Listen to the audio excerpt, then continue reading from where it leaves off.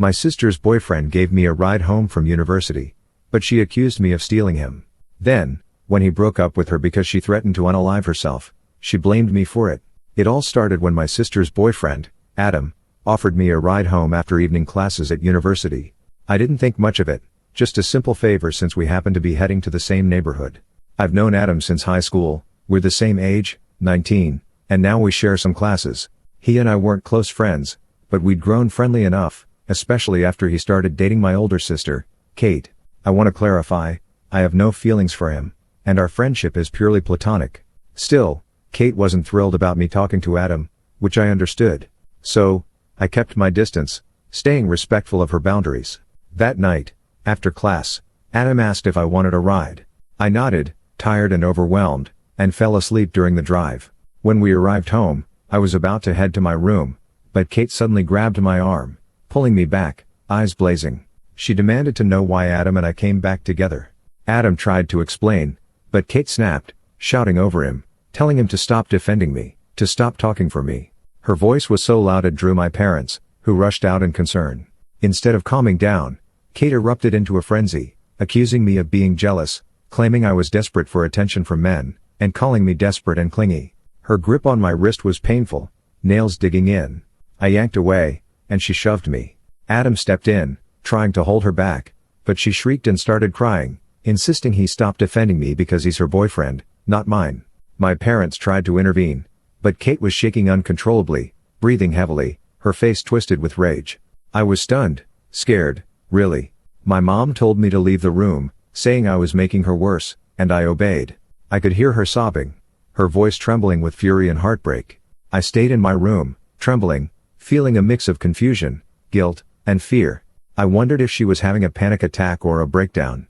She looked angrier than I'd ever seen, and I couldn't shake the feeling that I'd done something wrong. Since then, I've been hiding in my room, too scared to face anyone.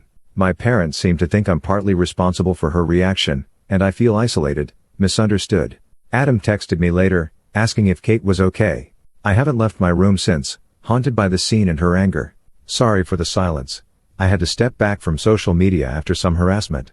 Thanks to everyone who reached out with kind words and advice, it truly helped. The truth is, I should have taken space after that night. When Kate freaked out, Adam started distancing himself from her and our family. I followed suit, only leaving my room for essentials.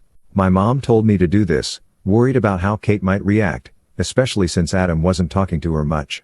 Then, 3 days later, I received a chilling message from Kate. She hated me and threatened to kill me if I came home that day. I was stunned. She hadn't spoken to me in weeks. I forwarded the message to my parents, upset and confused. When I called her, she was crying and screaming that I'd taken away her happiness and was responsible for her pain because I don't have a man. She kept calling me a liar, saying it's all my fault. Adam later confided that Kate had started obsessively texting him, calling his friends, even threatening her own life if he left her. I was skeptical at first, but he showed me the messages. She'd threatened to kill herself if he broke up with her. He said he'd had enough, fearful of her anger and of hurting me if I stayed close. I contacted my mom with Adam present, trying to explain everything.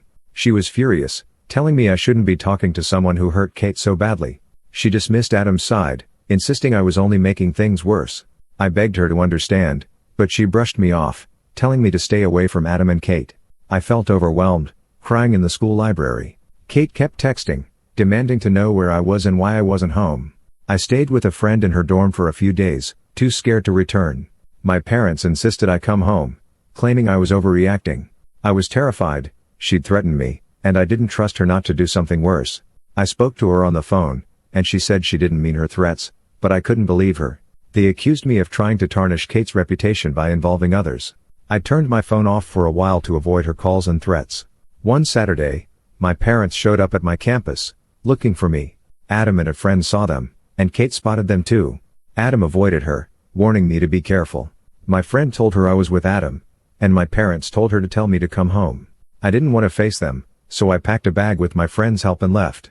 I've since arranged for on-campus housing, hoping to stay safe until I figure out my next step. My dad offered to pay tuition and housing but not food or other expenses. I'm holding off on pressing charges for now, mainly because I rely on my parents financially and don't want to risk losing support. Still, I worry about what Kate might do next, especially since she lunged at my friend when she returned. Adam is considering a restraining order, even though he's only muted her. He forwards me her messages and voice notes. We're trying to stay safe, planning to involve campus security tomorrow. Thanks to everyone for your support. Honestly, I'm exhausted, but I'm determined to get through this. I'll keep fighting for my safety and peace of mind.